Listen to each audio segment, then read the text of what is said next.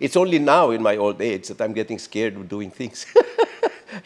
I was never scared when I was young. People ask me, "But di ka ba magre-retire?" Hindi, I'm not going to retire. Why will I retire? We're there until God says.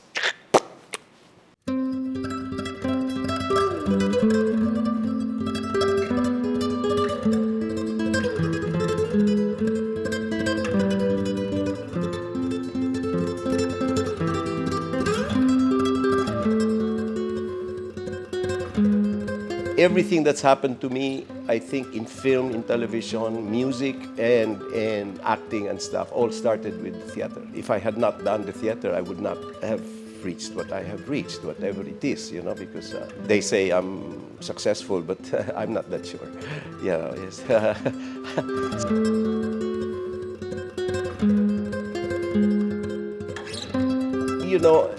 In the first place, I think with me it was innate. I had it in me. And that it was recognized by people like Peke and all these other directors, the Jesuit priests in Ateneo de Naga, my teacher in Naga Parochial School. They all saw that thing in me, and they wanted me to probably grow it, right?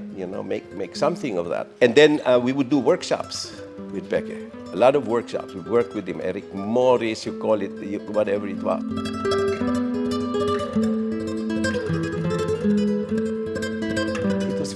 It was nice to do, and it felt good, It felt good, and like I said, and because you're young, no fear, you know what I mean?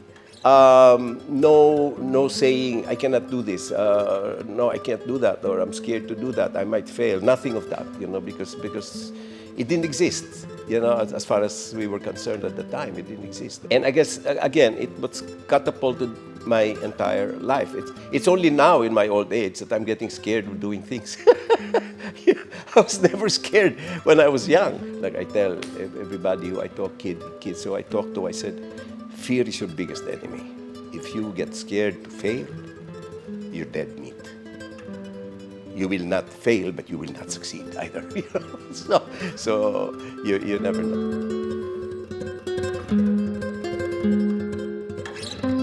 But whatever role it is, my first question is, saan siya nanggaling?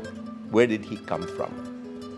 Because if you tell me he's a 50-year-old man, he's rich, he's married, he's got 5 kids, he lives in a gated community, he's got business that's successful, says all of that is great and good, but why is he there?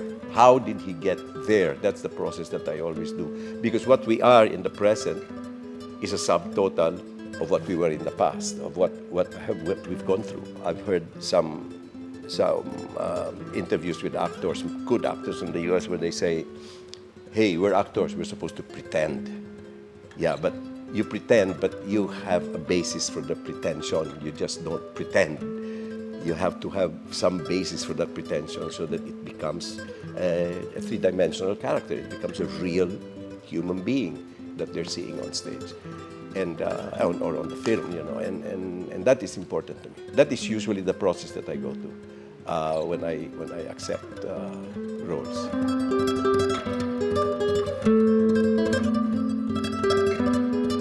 So, how does a role that excites me? I've done a lot of different roles in my life. I've played doctors, priests, I've played rapists, I've played murderers, I've played everything. I played a woman abuser, it's like, and what excites me is doing the role. That's what really excites me, It's doing the work. The pre-production part, for instance, sometimes of filmmaking excites me. It's like the pre-production part is when we did Rizal with Marilu Diaz-Abaya. Before we started the film, Marilu gave us almost like a crash course in history.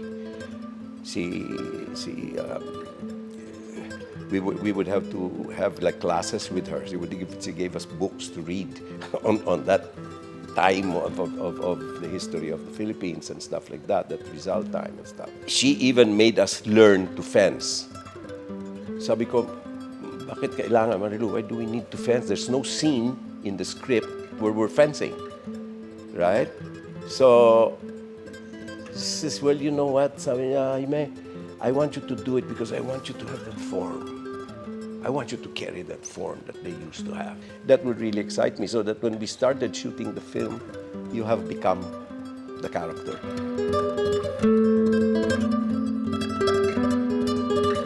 We used to have names for them, like that's the senator, the senador, we would call lechenador. The congressman, we would call kang congressman. Okay. Si President Cory, we would call Presidentita. You know. So we had a name for all of this thing. Oh.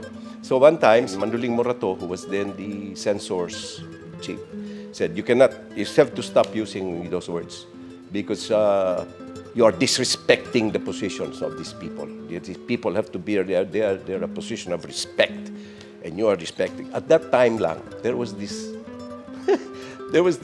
short, a trailer of a movie of Eddie Garcia and Bong Revilla na pinapalabas sa TV. It was being shown on television. And one of the scene was, they're like that, and see Eddie Garcia is going, sige, magkapit-pitan na tayo ng bayag.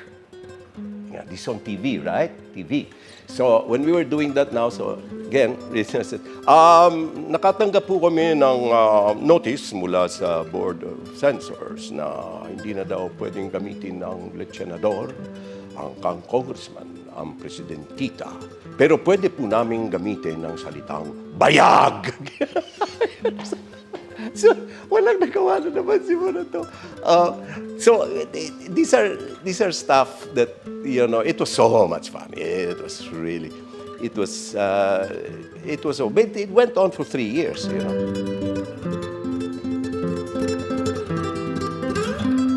Yeah, but that's what it is. I mean, all of us are going there eventually, you know, I mean, kaya lang una-unahan. But all of a sudden kasi this past month, biglang parang dagok talaga sa batok, you know, na sunod-sunod. Si Pilita, si Nora, si Haji, si Ricky, you know, it's like parang pinaalala talaga, you know.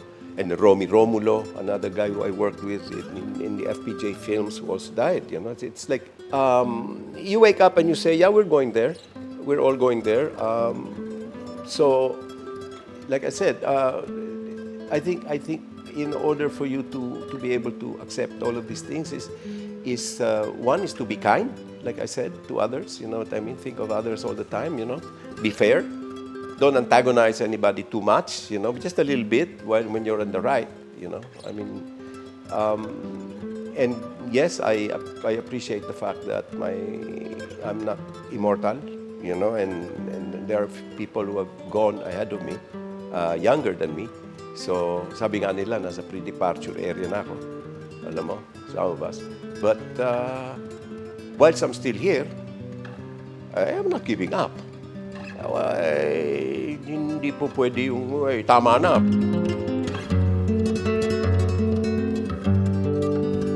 People ask me, hindi ka ba magre-retire? Hindi, I'm not gonna retire. Why will I retire? You know? So long as I'm healthy and I can say my lines, I can memorize, I can walk, I can talk, you know, I said, why will I stop working? You know, it doesn't make sense. If you're a clerk in a bank, I can understand why you want to retire, but not the jobs that we have. The jobs that we have are not retirable. We're not. We're there until God says, this kind of job.